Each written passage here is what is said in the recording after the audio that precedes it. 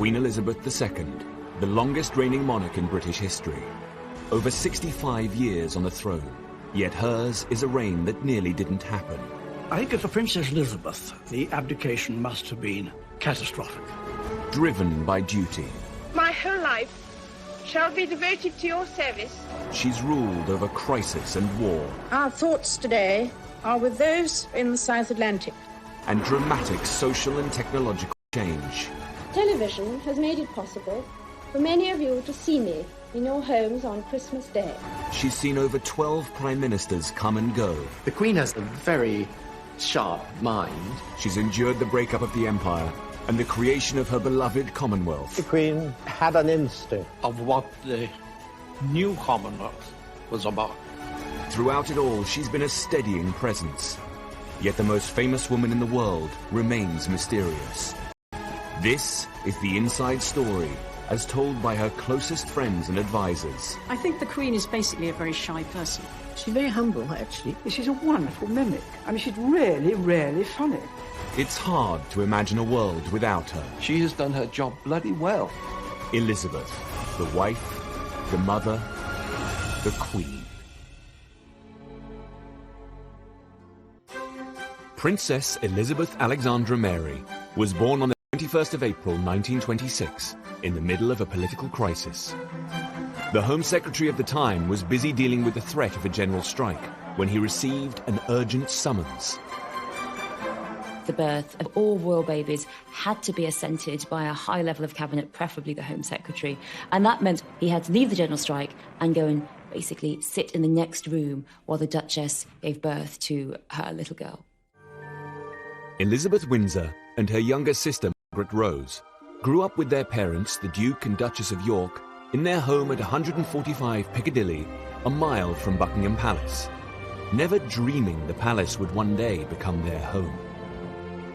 They called themselves We Four, Us Four, and they were never happier than when together. Because her father was second in line to the throne, he actually didn't have that much work, so she saw a huge amount of her parents, and this is very rare for children in the 1920s and 30s of the upper classes. This happy protected family life wasn't designed to prepare Elizabeth for the distant possibility of ascending the throne. Her limited education was typical for an upper-class girl of the time. They had private tutors. There was really terribly little contact with children your own age, apart from her sister, and one or two royal or semi-royal tumble of childhood. The education that they got was also limited. I think it would have been much better if they had gone off to school like everybody else. Not only did the young princess receive little education, she was also shy. Lady Penn, a lady-in-waiting to the Queen Mother, has been a close friend of the Queen for most of her life. In a rare interview, she reveals how Elizabeth's mother tried to boost her confidence. The Queen Mother told the Queen when she was very young to be brave. I think the Queen probably, when she was young, felt walking into a room full of people was rather daunting. And she said to her, well, what you want to do when you walk into a room, walk through the middle of the door. And I think by that she meant, don't sort of go in apologetically. You walk through as if, you know, I'm in charge. And I think that was very good advice. Then, on the 10th of December 1936, one of the most significant days in British history, everything changed. It began, like any other typical day for 10-year-old Elizabeth, with one of her favourite pastimes, a swimming lesson. Lady Butter was a close childhood friend and often went swimming with the young Elizabeth. A whole lot of us went to learn to swim. The Queen and one or two others. I think I was very good at it, but the Queen certainly dived extremely well. We had to life-save each other. We had to pick towels up off the bottom of the pool. Certainly a lot of them were much better than I was. I think the Queen was extremely good, actually. After her swimming lesson, Elizabeth went home. Elizabeth was getting ready to write up her notes from her swimming lesson, and then she heard these sounds from outside, these great sounds of God save the king. And she went to a footman and said, why is this? What's happening? By an instrument of abdication dated... And the footman said, your uncle has abdicated and your father is king. God save the king. And Elizabeth was rather surprised. She was only 10. And she went to her sister, Margaret, and said, Margaret, uncle has abdicated and father is king. And Margaret said, well, does that mean you're going to be queen now? And Elizabeth said, yes. And Margaret said, well, poor you. But Elizabeth, she was so unflappable. She was so calm. She sat down and she wrote up her swimming notes as she planned to do, but at the top she wrote Abdication Day. And that, to me, is the key to Elizabeth's character. It's a rather overused phrase, but she's the epitome. Abdicated after falling in love with a twice-married American divorcee. Political pressure forced him to choose between the crown and the woman he loved. I remember being told that there was going to be a broadcast at night, and I was in bed, and I had a little wireless. I turned it on, I lay there, and I heard what he had to say. I have found it impossible to discharge my duties as king without the help and support of the woman I love. And I honestly thought it was the end of the world. I thought, we haven't got a king, what's going to happen? And that, I can remember feeling that. The last thing she wanted was to be queen. She did not want her father, who was a sick man, to bear the awful burden of being monarch. And I would think that she saw the abdication as being, from the point of view of her family, an unmitigated disaster. She was 10 years old, shy, and hadn't received the best of educations. But now, she would one day be queen. A 41-gun salute is fired in Hyde Park by 30-pounders, and the new reign is begun. When the abdication was announced, Elizabeth was catapulted into a new life. The relaxed lifestyle of We Four was shattered. Their governess, Marion Crawford, tried to help the young princesses to adjust to the changes overwhelming the family. Nigel Astle became a close friend of the woman they called Crawfie. Crawfie spent a lot of time talking to them about this change and trying to allay their fears, but at the same time saying, well, things have to be different. And you do realize that now when your father comes home, you will have to curtsy to him because he is king. And so when King George came home and his two daughters curtsied to him, he was thoroughly taken aback because suddenly there were these two girls being very formal and he just didn't know what to do. But eventually just swept them up and gave them both cuddles, and they realized, in fact, that their father hadn't changed. When they moved to Buckingham Palace, it was not what any of them expected. A lot of people think that these are fantastic places. They are luxurious, they exude comfort, but it is not like that. I think Crawfie explained it when she said it's rather like camping in a museum. But the 10-year-old princess was able to join the Girl Guides and members of the first Buckingham Palace Girl Guide Company, and I happened to be a lucky one. And so we got our uniforms, which was very exciting. And then we were divided into patrols. And I think I'm right, the Queen's was the Kingfisher, and I was certainly the Robin patrol. I think she was her patrol leader too, so she had the responsibility for her patrol. We had to learn the promise, and we had to learn to tie knots, and we had to learn to signal Morse code. That was fun. Great, great fun. Even aged 10, she had a serious approach to life. Margaret Rose's best friend since childhood, Lady Glenconnor, recalls Elizabeth could be disapproving of her younger sister. Princess Margaret was always such fun. She was always thinking of sort of naughty things to do. We used to hide behind doors, and then when some wretched page came along with a tray, we'd jump out and say boo. The Queen used to say, you can't do that, that's very naughty. She was more serious, the Queen, than Princess Margaret. The princess's governess, Marion Crawford, noticed that even as a young girl, Elizabeth possessed possessed an almost frightening attention to detail, which she would apply throughout her life. Crawfey talked about the fact that the two little princesses were very different. On the one hand, Elizabeth, very methodical, sometimes quite obsessive about how she arranged her bedroom, how she arranged her clothes or whatever, whereas Margaret was very, very different. And it just showed yet again that here we have quite a normal family, just now thrust into the very royal limelight. Elizabeth had a strong, serious character, but she did not have the training to mould it for the task ahead. It was her grandmother, Queen Mary, who insisted Elizabeth should get a more serious education to prepare her for her coming role. I remember being asked to a children's party at Buckingham Palace and seeing this very, very, very tall, absolutely straight, ramrod straight lady. She always seemed sort of terribly unbending, as I think she was. It was Queen Mary's idea that Elizabeth should attend Eton College to study with Henry Martyn. I was actually taught at one moment, I think, by Henry Martyn. He was very grand. He was what was called Vice Provost.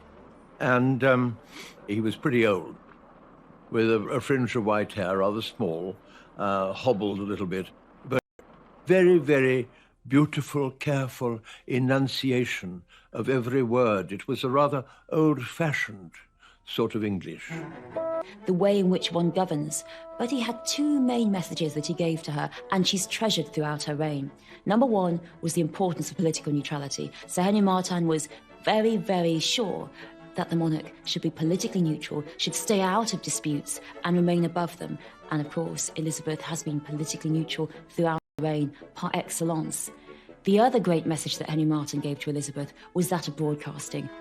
He said the most important thing you can do is get your voice out there, get your voice to the people, to those of Empire, to those of Britain, and that has been something she has deployed brilliantly. In future years, she drew on these lessons. Throughout her reign, she refused to be dragged into party politics and used first the radio and then television to broadcast to her people. On the 3rd of September 1939, Britain declared war on Germany.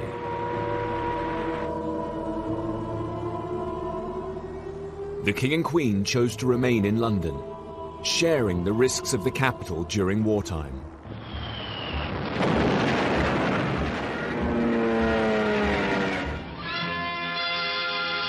Latest outrage of the Nazis' indiscriminate fury is the bombing of Buckingham Palace. The royal family became icons of the nation as Britain came under attack. I think the King and Queen were fantastic examples. They got a bomb outside Buckingham Palace, and the Queen said she felt much better because they had exactly what everybody else had had. But the young princesses had their own role to play in supporting the war effort. Initially, there was secrecy about the whereabouts of Elizabeth and Margaret. Later, it was revealed that they were in Windsor Castle. For Margaret, it was an isolated existence. We packed for the weekend and stayed for 5 years. They put up some rather feeble barbed wire. Of course, wouldn't have kept anybody out, but it kept us in.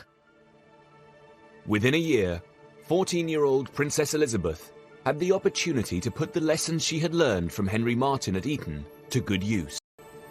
In 1940, she made her first ever radio broadcast in support of the war effort when she addressed evacuated children. The British hoped America would enter the war, where the broadcast was also heard.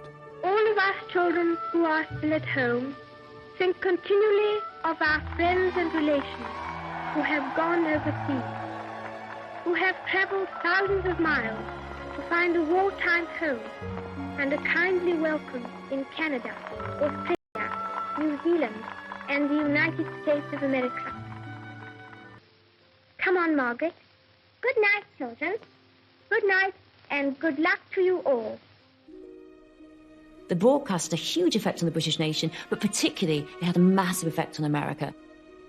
Elizabeth is just a teenager herself, giving out this very sympathetic, empathetic message to the evacuated children. But the political ramifications of this are huge, and they do actually affect great political movements, America into the war. And that's the beginning of her realization of how important her words can be. The princess had done her duty and made her first broadcast. She understood the power of the new technology, but for the rest of her life, she would battle with it. As the war continued, the dutiful young princess lived on wartime rations like the rest of the country. Although their meals were supplemented by food from the royal estates, frugality was second nature to Elizabeth. She had a Scottish mother and had grown up surrounded by canny Highland women. All of us who were brought up in the war were frugal. We had to be. The food was rationed, and they had the same rationing as everybody else. And the clothes were rationed. So, you know, it was a part of life to be frugal, and I think it's very Scottish too. And the Queen is Scottish. She is a frugal person, absolutely. I think that you say, if as a Scot, you're canny. You look after your money, don't throw it about.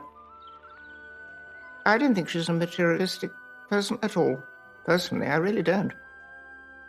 She's rather inclined to turn off lights if she thinks they shouldn't be being wasting electricity, because people are rather inclined to leave them on. That sort of thing.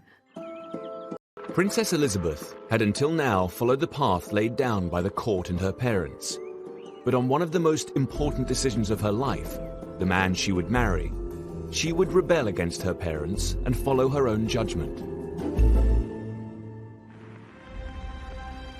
In 1939, a dashing young cadet arrived at the Royal Naval College, Dartmouth. He made a strong impression on Michael Vaughan.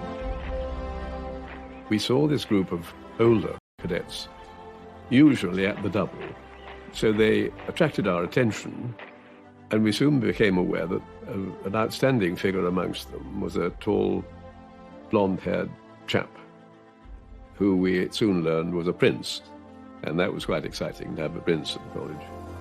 He was Prince Philip of Greece and Denmark.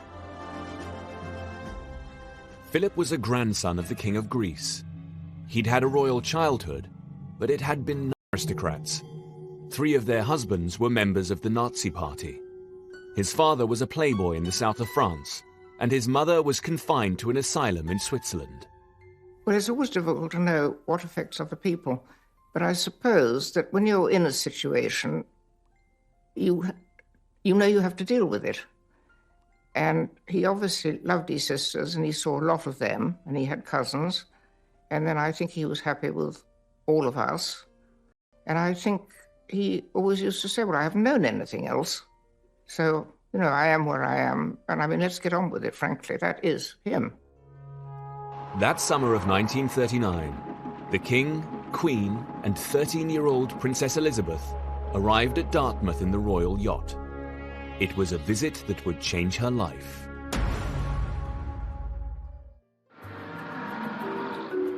On their official visit to the Royal Naval College, Dartmouth, in 1939, Princesses Elizabeth and Margaret planted trees, and a cadet was assigned to look after them.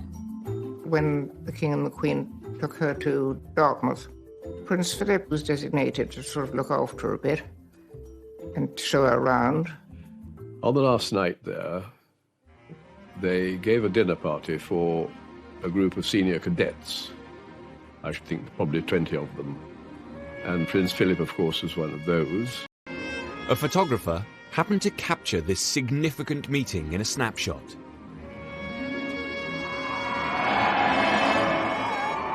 There was tremendous excitement among the cadets as the royal yacht steamed away from Dartmouth at the end of the visit.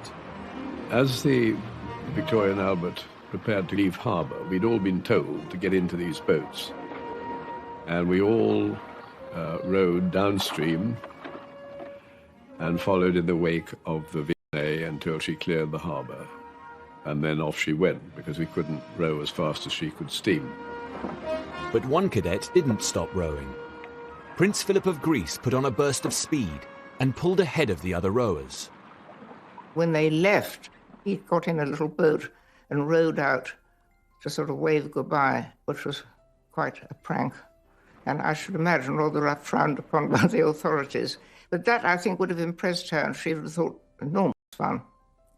And I think she must have seen something then, actually. The rumours then started. Everyone said, oh, yes, they fell in love, and they're writing to each other. Well, I'm not quite sure how firm the intelligence was about these things, but that's what we all thought. The intelligence was right. In this rarely seen captured her attention. The first time I remember meeting Philip was at Royal Naval College, Dartmouth. Then he went to the Pacific and Far East for 2 years. But her mother had in mind a much more traditional royal suitor. At Windsor Castle, in the midst of wartime England, Elizabeth and Margaret were surrounded by Grenadier Guards.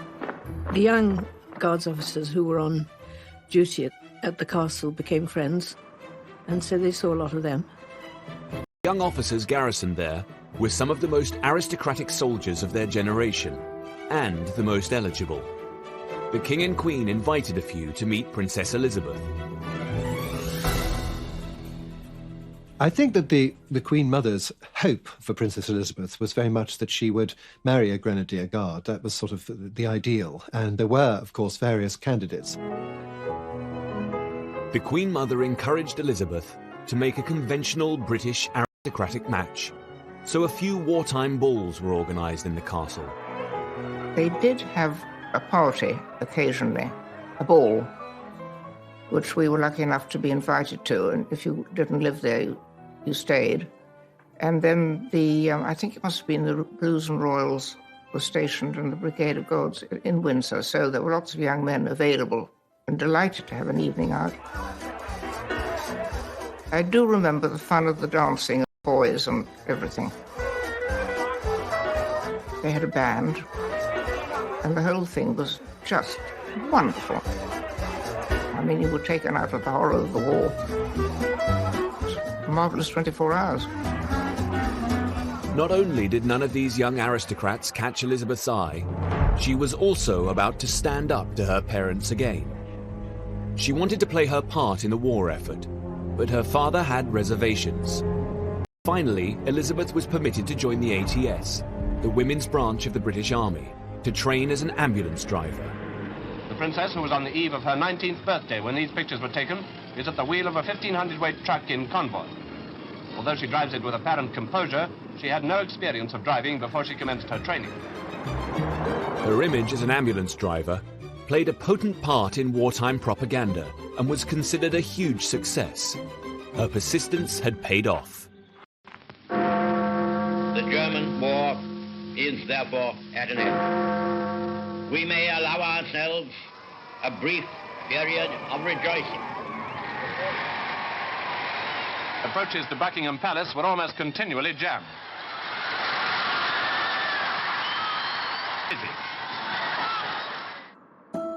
In the aftermath of war, Elizabeth's determination to follow her own path grew even stronger. She continued to defy her parents and the court by becoming more committed to Prince Philip. The relationship wasn't exactly welcomed in royal circles. I'm afraid the courtiers, and by that I really mean the Queen Mother's close friends, they were pretty hostile to him. He wasn't something they could quite sort of put their finger on. He had a lot of German relations. That wasn't particularly fashionable at that time, obviously. He was also absolutely penniless. So, you know, there were many things sort of going against him. He was very outspoken. They'd call him brash. And what was he going to say? And this, that, and the other. I think, let's face it, every parent's very protective of their daughters. So they must have looked at every possible angle that might be a threat. The King and Queen would have wanted her to be sure that she was making the right choice.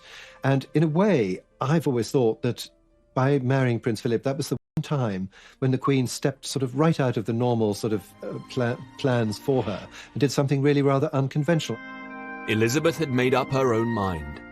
She got engaged to Philip, but King George asked his daughter to keep her engagement secret until after they had completed their first major overseas tour. February 1947. HMS Vanguard transported the royal family across the equator to South Africa. On the way, Elizabeth had time to relax. But now she also had to apply herself to her royal role. And she would do this with the duty and foresight which would become defining characteristics of her entire reign. Pretty well everyone in Cape Town must have been there to welcome the royal visitors, lining the streets, watching from windows and balconies, waving and cheering. The climax of the tour was Elizabeth's 21st birthday, and it was her own idea to mark it with a radio broadcast. The lessons learned with Henry Martin at Eton were now helping to prepare her for her future role as Queen and head of the Commonwealth.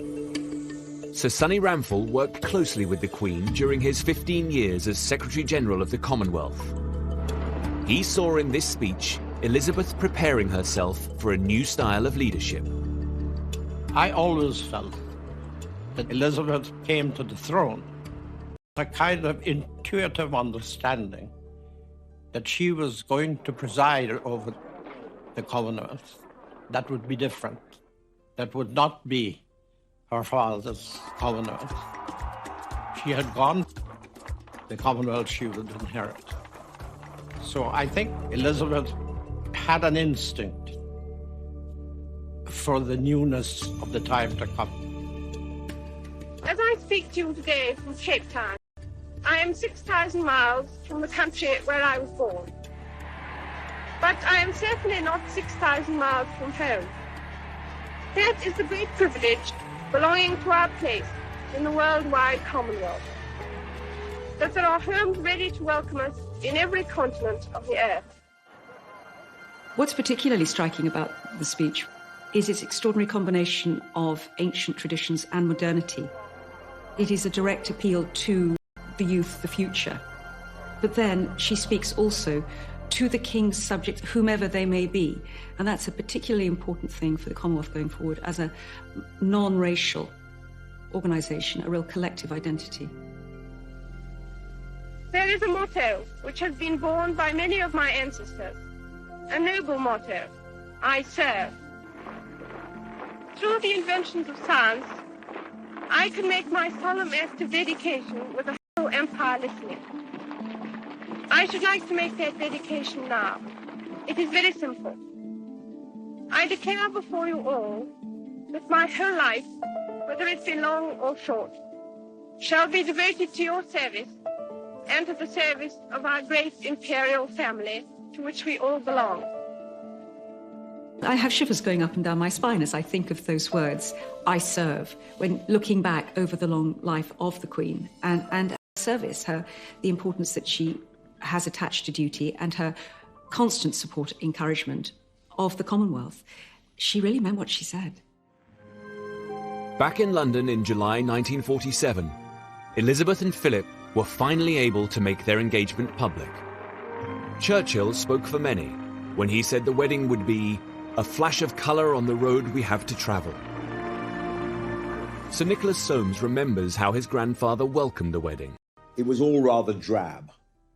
And then this very beautiful young princess, the heir to the throne, marries a very dashing, very handsome officer in the Royal Navy. And it was a moment of national rejoicing which was beyond the war. So this was, in a way, I think my grandfather thought, the beginning of a new era. The royal wedding took place at Westminster Abbey. At the time, David Wyatt was a 12-year-old chorister.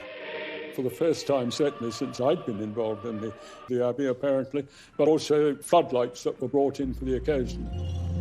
I mean, the impact on us was one of wow, simply because we were just not used to seeing anywhere lit up in that way or being used for such a happy occasion. The choristers had been placed high up in the organ loft, and David craned his neck to get a glimpse of the couple after they signed the register.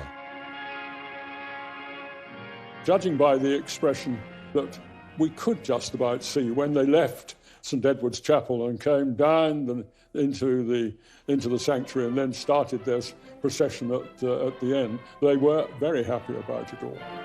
Certainly some big broad smiles, not just to their friends either. It seemed to be everybody included.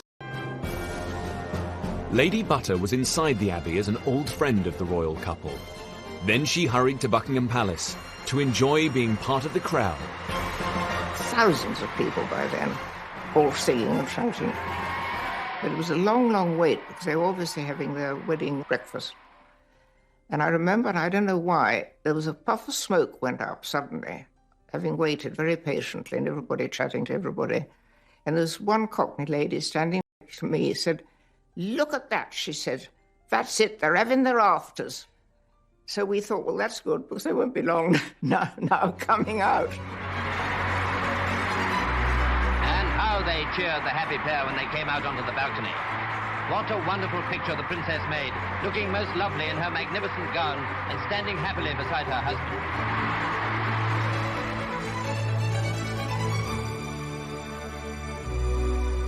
Lucky her, I think we thought, and lucky all of us, frankly.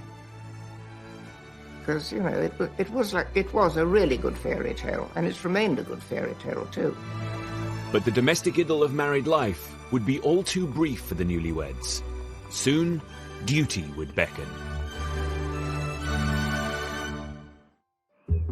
Elizabeth had spent her early years preparing for her future role as monarch. Yes? She'd learned the importance of duty. She'd also demonstrated an independent streak when it came to marrying the man she loved. With her handsome husband by her side, she could concentrate on enjoying married life. They set off for Malta. Prince Philip was stationed there as a naval officer and had command of his own ship. In Malta, Elizabeth could put thoughts of becoming queen to the back of her mind. Martin Scicluna was a teenager in Malta in 1949 when Elizabeth became a close friend of his grandfather. His name was a historian, he was a Knight of Malta, and when Princess Elizabeth came out to Malta in 1949, he was asked to be her mentor. I have a picture which shows a great affection in the look of the Queen's eyes and in my grandfather's eyes as they met. She lived at a wonderful place called Villa Guardamangia. Sadly, a place which has fallen into some decay since then. But she was there in a married quarter. It was an ordinary naval officer's married quarter. She was relaxed.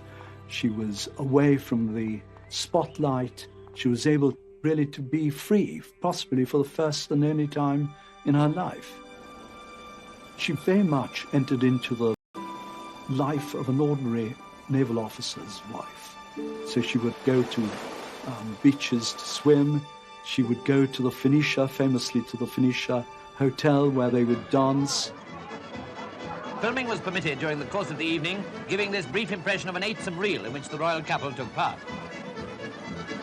The Maltese are very good at not intruding on people, particularly people who are famous by definition, and giving them space to be themselves.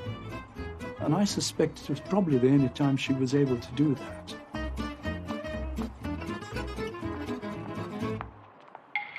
But for Princess Elizabeth and Prince Philip, the idyll in Malta drew to an end. In 1948, their first child, Prince Charles, had been born, followed by Princess Anne 2 years later. But there was growing concern in London over the health of King George. As his condition deteriorated, Elizabeth was compelled to undertake an increasing number of royal duties. The king had been due to go on a tour of the empire in 1952, but illness meant that Elizabeth and Philip went instead. Their first stop was Kenya, and Elizabeth's private secretary carried in his briefcase the accession documents for the princess, just in case. 5 days into the tour, King George VI died. In London, Prime Minister Churchill's private secretary, Jock Colville, had to break the news to him. Jock Colville goes upstairs to tell my grandfather that the king has died. And my grandfather is in floods of tears, sitting up in bed, very emotional, and said to Jock Colville, "Jock, imagine science One of my grandfather's own children had died, both Randolph had died, my uncle Randolph Churchill. And he said, but Prime Minister, the King has died. He said, I know, it's the worst thing that's ever happened in my life. London tried to get word to the British governor in Nairobi, but they couldn't get hold of him. The press found out first. John Jockimson was a Fleet Street photographer covering the royal visit. I saw the chap from the East African Standard on the phone to his office saying, well, I can't believe it. And I stopped and I thought, hello, what's happened? And then he said something about that the King had died, and this is the first they knew about it. Jockimson overheard a journalist telling Elizabeth's private secretary about the King's death. So he dashed to the lodge at Sagana, where the royal party was staying. But by the time he got there, the news had been passed to Prince Philip. It was shattering, because there they were in Kenya, perfectly normal married couple, having a very happy life. And overnight, I mean, to be told this, and for Philip to have to break the news to the Queen. We were standing outside the Royal Lodge with our cameras in our hands, and somebody came out and said, Her Majesty requests that no pictures be taken. So we, three of us, put our cameras on the deck, you know, in the dirt. And we said, no, well, we're going to stay here and see her as she comes out. And about 5 minutes after, she came out in the cars quite slowly. I remember her looking so sad, and she just raised her arm, much to say thank you for not taking the picture.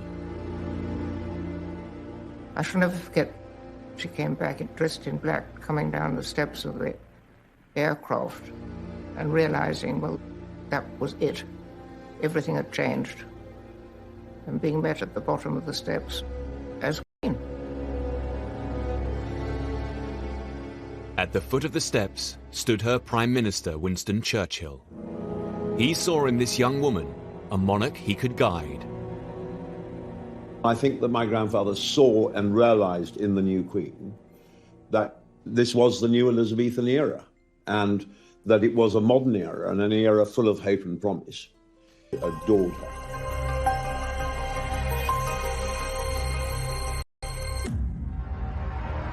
In 1952, Princess Elizabeth became the youngest monarch to ascend the throne for over 100 years.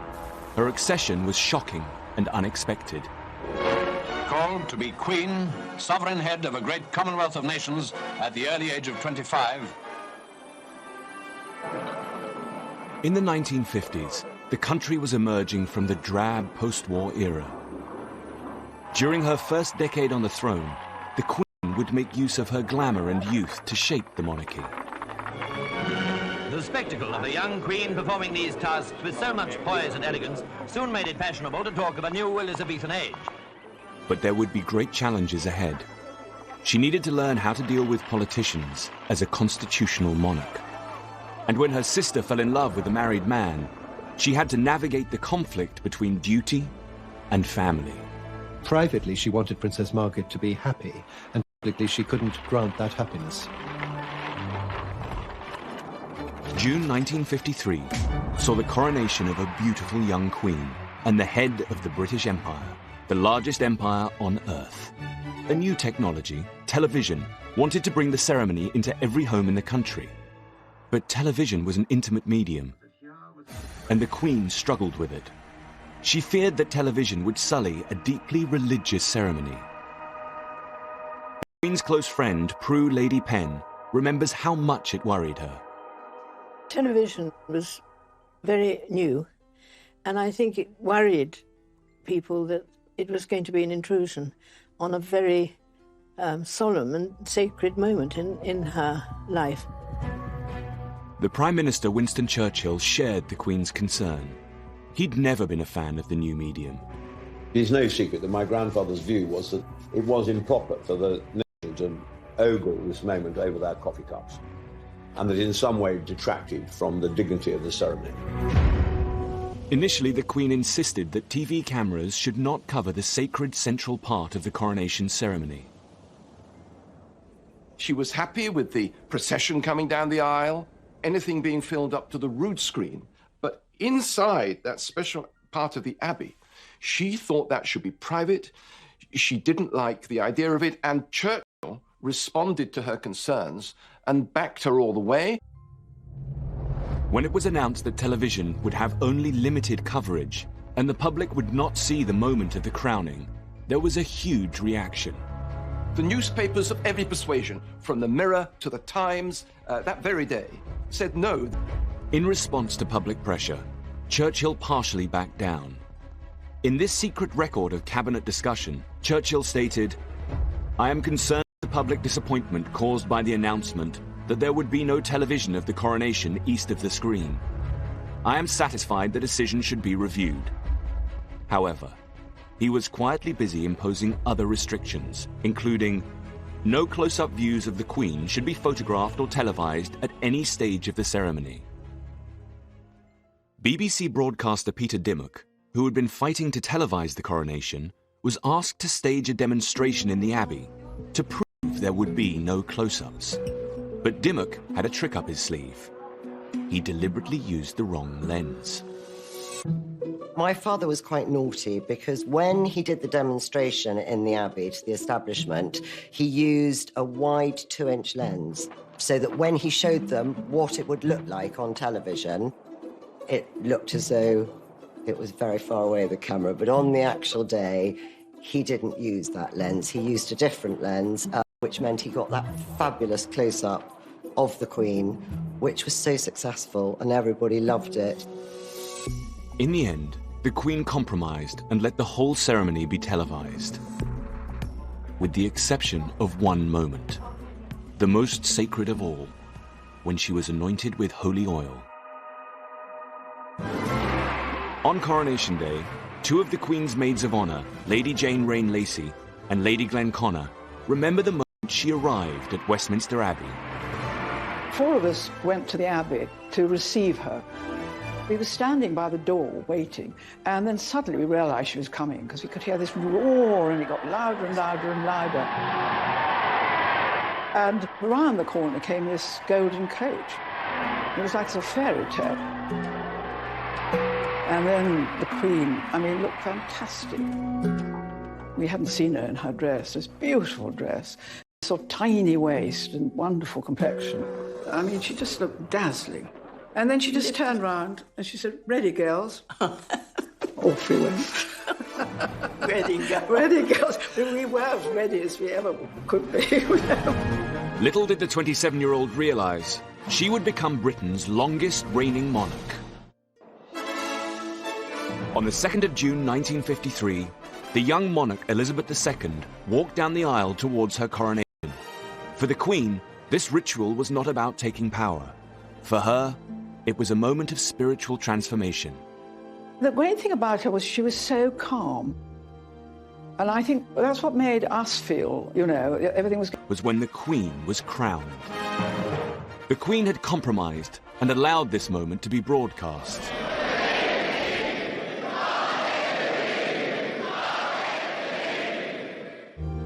Before she received the crown, she was handed the orb and scepter. They weren't just symbols of worldly power. They had a sacred significance too. The Archbishop of York, John Sentamu, who has preached before the Queen, explains. She's given the orb, which is made up of about 600 jewels and pearls, and on top, a cross, saying Christ is Lord of the whole earth. And then she's given a scepter with a big diamond in the middle, and again on the top has got a cross. The scepter is telling her, Queen, your power comes not from Parliament or inherited from your father, but from God. But the Queen's deep faith meant that the holiest moment of all was not televised. The Queen insisted the cameras did not show the sacred anointing with holy oil. head is anointed for wisdom. The chest, which is where the heart is anointed for mercy, for kindness. And then the hands are anointed for service. To prepare the Queen for the holy moment, her elaborate robes were taken off, and she was dressed in a simple white shift. It brought a lump to my throat, but she looked like a very young girl, younger than 26, I think she was. She looked like 18, and so vulnerable and defenseless in a way, just sitting there. And we were able to see it because we were just there, and very few people did. I remember feeling quite choked by it. I'd never seen her look like that before. She'd always been very dressed up when I'd seen her in beautiful dresses. And here she was with nothing. For Lady Glenconnor, it was nearly too much. It was while the Queen was being anointed that I thought I was going to faint. Luckily, Jane could feel me sort of swaying, and Black Rod, who was just behind me, realised and pinioned me to the pillar with his arm, and it just gave me that much support. For the Queen, the coronation had transformed her into a servant of God. But when she returned to Buckingham Palace, the Queen was reminded that she was also a mother and a monarch. When we got back to the palace, the Queen walked in and lifted off the crown with a sigh of relief. I think she said it was giving me a headache. Yes. And she put it down on this little side table, and somebody came forward and gave her a cup of tea, and he made a beeline for the crown. And I was not that near, but near enough. I could have made a lunge for it. But somebody, I think it was Prue Penn, rushed towards him and got it just in time. You could see his little podgy hands also getting ready to try it on for size. At the end of the long day, the Queen had promised to serve her people. Now she stepped onto the balcony to enjoy their acclaim. What was so wonderful was everywhere the Queen went, we had to go too. We had this wonderful view of everything. Yes. We were in the front row next to I know. It was this sort of roar of love. You could feel it, couldn't you? Coming at you. It was more or less something that sort of hit you. You can't imagine what it was like. This blaze of colour, pageantry, and a beautiful young queen. Well, of course, it was a beautiful young queen, all right, because nothing else, I'm afraid, will ever come near it. No. A middle-aged man, it isn't quite the same thing, is it, Jane? No. 2 years after the pageantry and reverence of the coronation, another event showed the Queen's intense Christian faith, when the exciting American evangelist Billy Graham arrived to tour Britain. We believe that he died, we believe that he rose again, but that's not enough to make you a Christian. That's an intellectual faith. There must be the receiving, that act of trusting and commitment to Jesus Christ as your Lord and Master and Savior. Have you done that? If you haven't... 2 of the Queen's coronation maids of honor went in person to hear Billy Graham preach. He really sort of touched a chord. You must receive Christ. Receive and with such passion and conviction. I've never heard a sermon that really made me jump out of my seat. All of us believe in God. And I really felt the presence of God. I mean, I felt that he really was sent from God, actually. These scenes of religious fervor were shown on television. The Queen watched, and a few days later she invited Billy Graham to Windsor Castle. He went to Windsor to preach actually in the chapel in the Great Park, which is like the private parish church of the royal family, and was invited to lunch afterwards, and found a young English sovereign who was remarkably versed in the ways of the Bible, who loved discussing the evangelical precepts by which he stood. Jesus was the Son of God, sent to earth to save us. Christ is the center of our living, is the center of our thinking, the center of our planning, and the center, really, of her goal in life. Because she knows in the end, ultimately, will be answerable, not to humanity, but to God. Opportunity for her Prime Minister, Winston Churchill, to stay on in office. Churchill may have been a giant of the 20th century, but by the time the Queen ascended the throne, he was 77 and in poor health. Churchill cunningly used the young Queen to prolong his time in Downing Street. The accession of the Queen gave Churchill the wonderful excuse he needed to assume the role of mentor to this new young sovereign. Publicly, Churchill flattered the Queen. We have found out a very good plan. The Queen can do no wrong. Here is monarchy actually being used in politics. Churchill saying, look, I've got to help this young lady, no stepping aside for me, and by postponing the date of the coronation, effectively for a year, the coronation always being held in the summer. It could have been held in the summer of 52 with a bit of dispatch, but he said, no, we've got to do it in 53, thus really guaranteeing himself the best part of 18 months more in the job. Soon after the coronation, Churchill suffered a serious stroke. For several days, neither the Queen nor the nation was told. The Queen learnt that her Prime Minister had been close to death, but it was hard for a monarch in her mid-20s with limited education to confront a grand old man and encourage him to step down. Churchill had served 6 of the kings and queens of England.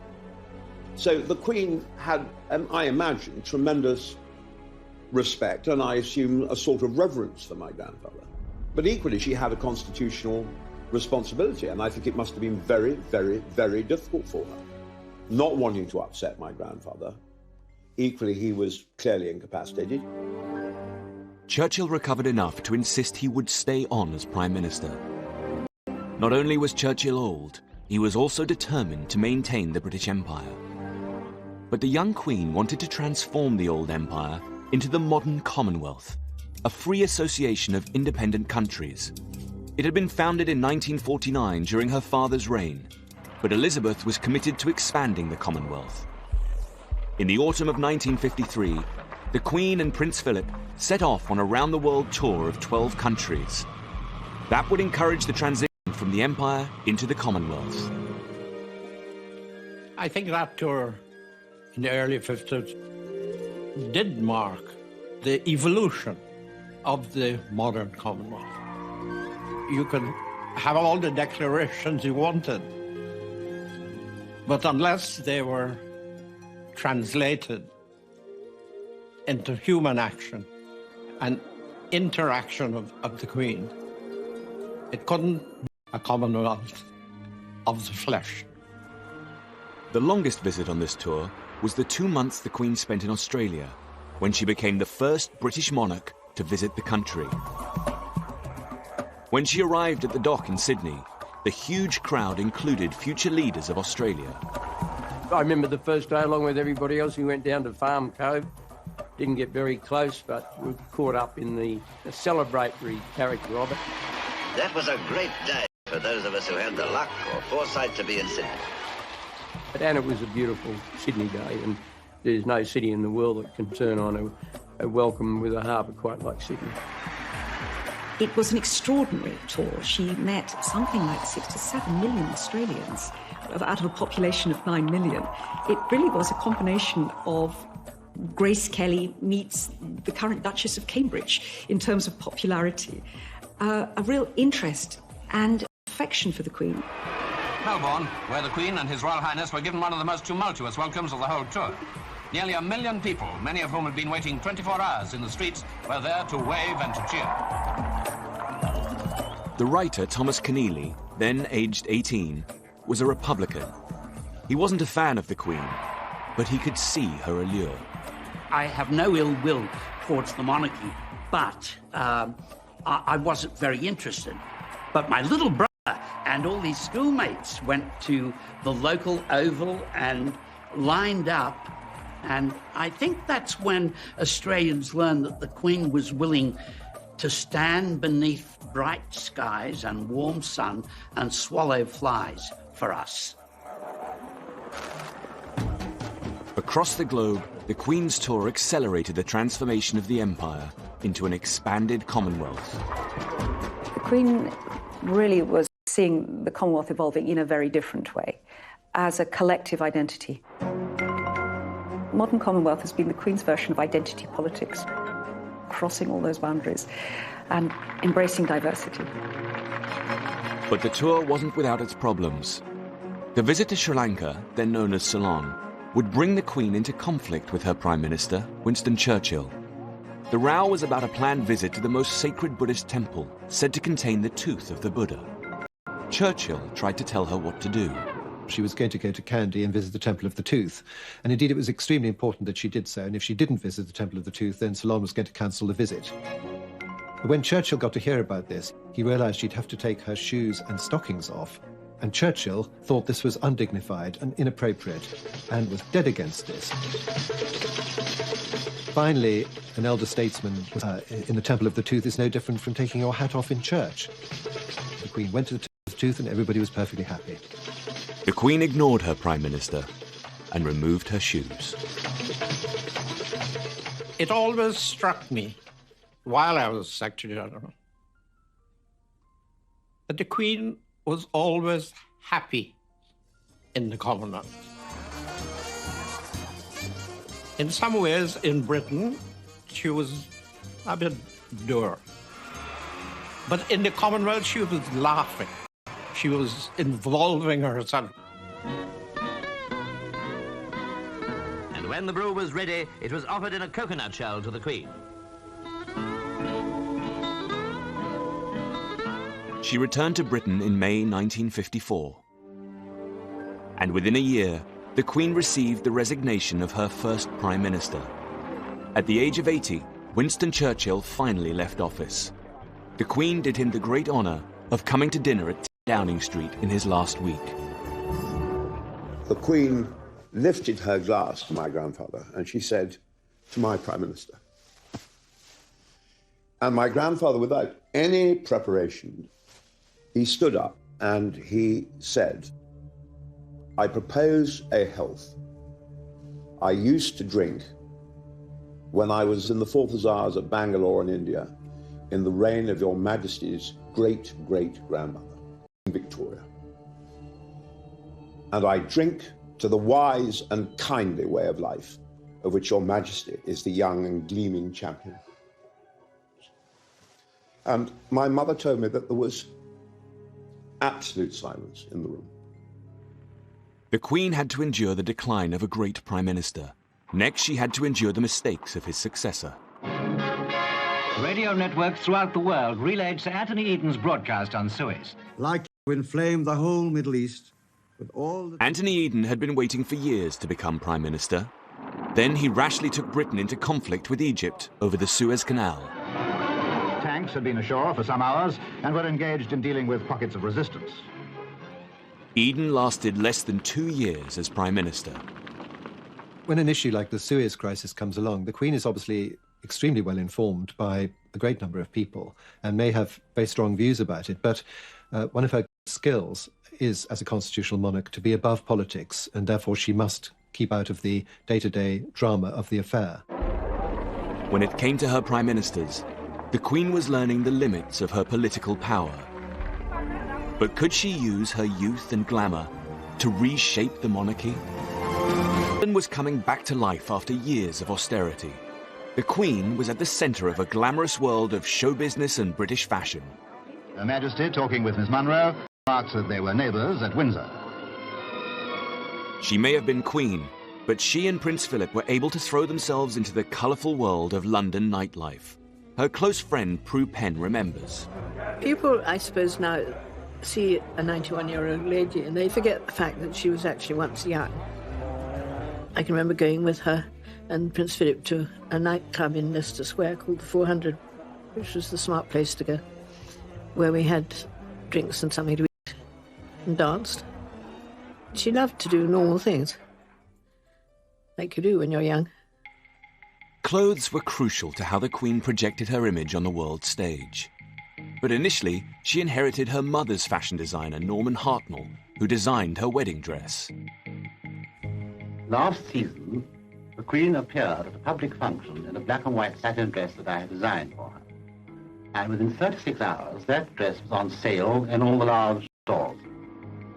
The Queen and her sister, Princess Margaret, enjoyed attending fashion shows. The Queen and the Princess, whose own fashions are always a source of great interest and admiration, then took their seats for the parade. Her Majesty is reported to have expressed the keenest pleasure in many of the imaginative ideas shown at this comprehensive parade. At the beginning of the 1950s, the Queen embraced the new look of fashion by employing an up-and-coming young designer, Hardy Amis. The Queen had the most marvellous figure of for Hardy to work on. She had the perfect fashion plate figure at the time, a tiny waist.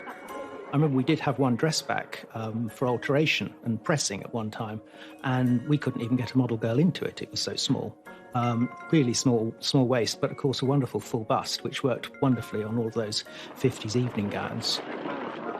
The young designer was able to help the Queen project a new, modern image of the monarchy. Lieutenant Colonel Hardy Ames, a Special Forces commander in the war, burst open the frontiers of post-war fashion.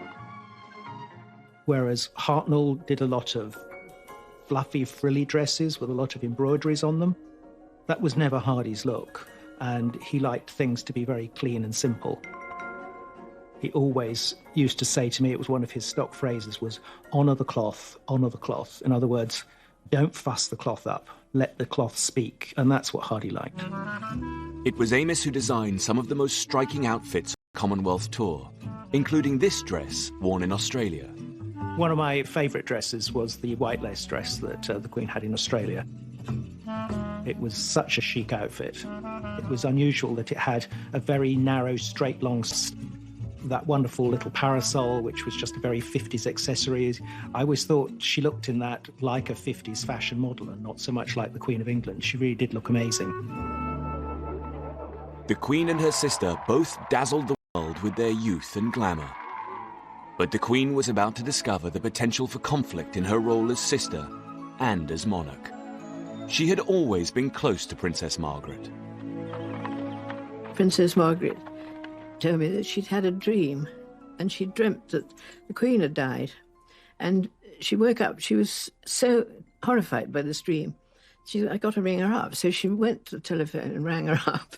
And the Queen sounded slightly sort of bored and said, hello, can I help? Anything you want? She said, no, it's all right. I just wanted to hear your voice because I had a dream last night that you died. And I just wanted to be reassured that you hadn't. And she said, well, it's very sweet of you, but do you mind if I go? I have got a very important visitor here at the moment. The spark for the conflict between the two sisters began when they had undertaken their first major foreign tour, accompanying their father, King George VI, to South Africa. Princess Margaret was 16 and spent a lot of time with Peter Townsend, a war hero who served the king. Lady Glenconnor was Princess Margaret's closest friend, and for the first time, she reveals how the romance began.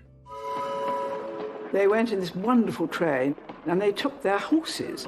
And Princess Margaret said every evening and every morning the train stopped, and they went off into this sort of magical South African desert or wherever it was, riding. And I think that was the moment that she first noticed and fell in love with Peter Townsend, who was, in a way, the king's sort of adopted son. I mean, he was a war hero. He was very, very good looking. But he was married and he had children. This relationship would turn into a problem for the Queen. 3 years later, another friend spent time with Margaret and Peter Townsend at Balmoral as their romance blossomed. I thought they were in love, and the more I saw after 7 days, I was convinced of it. When I went back to London, I said to my mother, do you know something? I think Princess Margaret and Townsend are in love.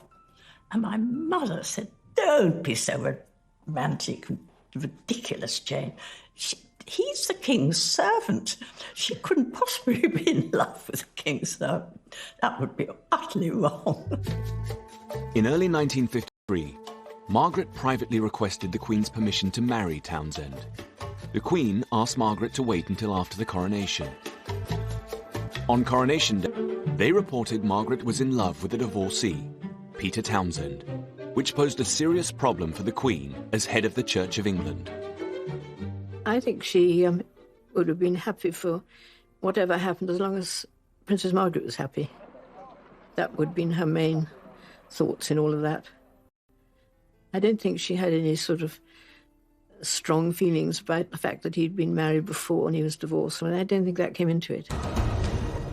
But he was quite a lot older than her. And of course he was a divorced person in those days. I mean, divorced people weren't allowed to come to Ascot. It's all so changed now. But it was very difficult for the Queen to know how to respond, really. Now the Queen faced conflict between her affection as a sister and her duty as a monarch. I think the Queen's view of the romance is very complicated because she was head of the Church of England, and so therefore she had to take a certain line. So privately she wanted Princess Margaret to be happy, and publicly she couldn't grant that happiness. When Edward VIII fell in love with a divorcee in the 1930s, the affair was initially hushed up. But by the 1950s, the popular press was cheering Margaret on. 96% of Daily Mirror readers wanted her to marry Townsend. The Queen may have wanted her sister to be happy, but the palace acted decisively to get rid of the problem by posting him to a British embassy abroad. Well, in 1953, when it all became public, Tommy Lascelles, the Queen's private secretary, packed him off to Brussels, got him out of the way. While Townsend was in exile, the newspapers kept running the story. In August 1955, Princess Margaret was in Balmoral for her 25th birthday. Hundreds of journalists camped on her doorstep because on that day, Margaret no longer needed the Queen's permission to marry. Margaret found herself splashed on the front page. When Townsend returned from his banishment, the press hounded him relentlessly. Initially, he stayed with Prue Penn. What he minded most was this press intrusion, which he found terribly hard. They followed him everywhere. Seldom can a man have been so widely discussed without being able to say a word for himself. And I know when he came to our house, he tried to give them the slip, but he couldn't. And they were round him in motorbikes and cars and goodness knows what. What the press didn't realise was that the palace plan to scupper the romance had worked. Prue Penn noticed how things had changed. It'd been such a sort of rocky road, in fact, that I think it had probably killed something. You know, I think something like that does. By old now, she can do as she wishes. But I think the romance was over. It had fizzled out. A few weeks later, Margaret made her decision public.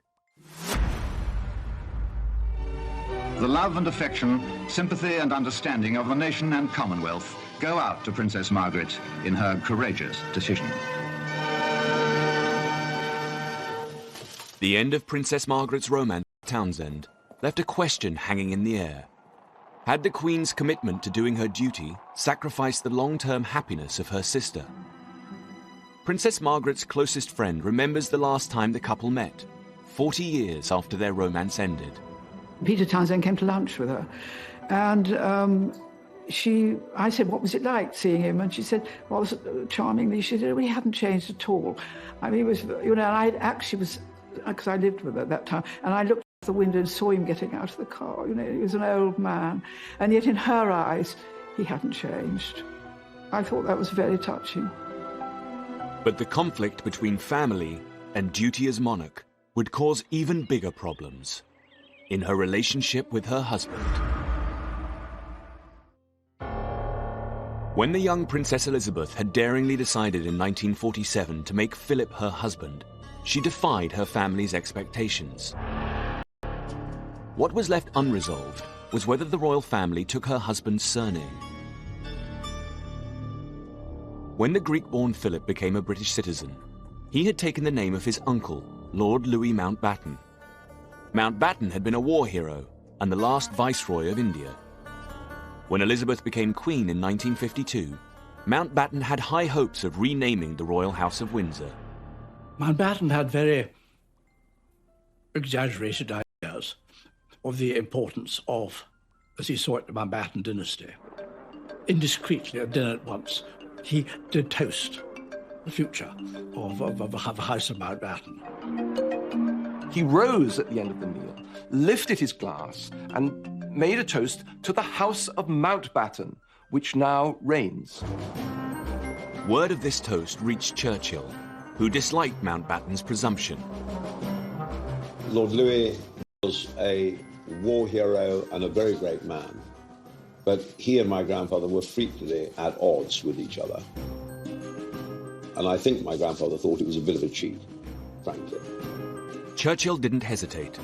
He forced the cabinet and the Queen to put a stop to Mountbatten's ambition. He had the cabinet agenda for the very next cabinet meeting changed. Cold War, economic crisis, all that could go down the agenda. Right at the top, It had to be the House of Windsor. The cabinet was strongly of the opinion that the family name of Windsor should be retained, and they invited the Prime Minister to take a suitable opportunity of making their views known to Her Majesty. The battle over the name disturbed Prince Philip. He was upset to be told that he couldn't pass on his name, Mountbatten, to his son. He was a Mountbatten. And I suppose it must have struck when Prince Charles was born, because after all, your child is, you wanted to carry your name. I suppose Prince Philip must have assumed that he would have the Mountbatten name. Philip vented his frustration in one pithy sentence.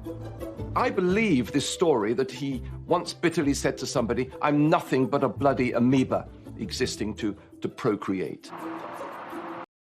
Philip was also unhappy when his wife's job as Queen took priority over his naval career. His Royal Highness then went aboard their training cruiser, HMS Devonshire, to present end-of-cruise prizes. Prince Philip was a very ambitious, careerist naval officer. It was for him a bitter disappointment that when he still had at least several years of his career to run, and the ball at his feet, so to speak, to suddenly be translated into another world, where inevitably, however valuable his role, however important things he did, he was going to play second fiddle. And he did not like being second fiddle. To keep her husband happy, the Queen went out of her way to give him a central role in the royal family. He's an alpha man. He's used to using his talents, and he can't pursue his career. So a deal is made. The Queen is going to be the Queen. She'll be the monarch. But at home, he is the head of the household, and he makes decisions about what happens to the family, and particularly what happens to the children and where they go to school. Philip was determined that Charles should go to his old school, Gordonston, famous for encouraging physical toughness. Prince Philip's cousin, Myra Butter, happened to be staying at Balmoral when Charles had his first day at his new school. It was not a happy day. But all I can remember is that when Prince Philip came back from taking Charles to school, and looked slightly shaken. And I remember he went straight over, he didn't say anything, but he went straight over and poured himself out a drink. I do remember that, and I thought, oh, that has shaken you. Philip might have accompanied the Queen on her 6-month tour of the Commonwealth, but by 1956 he was embarking on his own solo journeys. His wife is suddenly the center of attention. For 4 months, Prince Philip, accompanied by some close male chums, enjoyed taking the royal yacht to Australia and back, and visiting isolated British communities. During this extended trip, the press ran headlines about trouble in the Queen's marriage. It's on this voyage that there are actually reports in the newspapers, not just the American newspapers, suggesting a rift in the royal marriage. And crucially, Buckingham Palace publicly responds and says there is no rift. And that's what made it a really big issue. But in 1960, 10 years after Anne's birth, the Queen was pregnant again. Now comes confirmation of the rumour and the forecast of a happy event early next year. Everybody is delighted with the news. Now she took decisive action to heal any issues with Philip over the surname. She told her Prime Minister, Harold Macmillan, that she had set her heart on a change of name for the royal household. The Queen wanted the name of any grandchild without a royal title to be Mountbatten Windsor. Lord Mountbatten, of course, was delighted at the fact that the name Mountbatten was now enshrined in the heart of the royal family. He would have preferred just plain Mountbatten, without any of his Windsor nonsense. But Mountbatten Windsor was a great deal better than just Windsor. The 1950s had been a decade in which Elizabeth had learnt to be a queen. She had successfully deployed her youth and glamour to project a modern monarchy. But crucially too, she had discovered the potential for tension between her royal duty and her loyalty to family. Next time, the Queen is attacked for being remote and out of touch with her people. The personality conveyed utterances which are put into her mouth is that of a priggish schoolgirl. By the end of the decade, the Queen had been persuaded to let the cameras film her family life. I don't think Prince Philip liked it very much. But the Queen was wonderful about it. And the film, of course, had a marvellous response. But would it be enough to win over her people?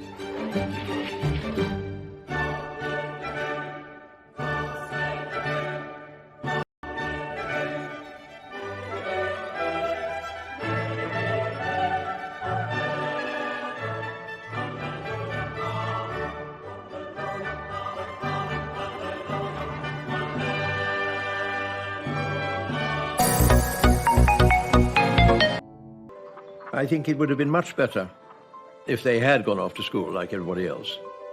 Not only did the young princess receive little education, she was also shy.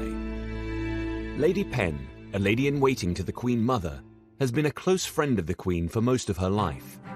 In a rare interview, she reveals how Elizabeth's mother tried to boost her confidence. The Queen Mother told the Queen when she was very young to be brave. I think the Queen probably, when she was young, felt walking into a room full of people was rather daunting. And she said to her, well, what you want to do when you walk into a room, walk through the middle of the door. And I think by that she meant, don't sort of go in apologetically.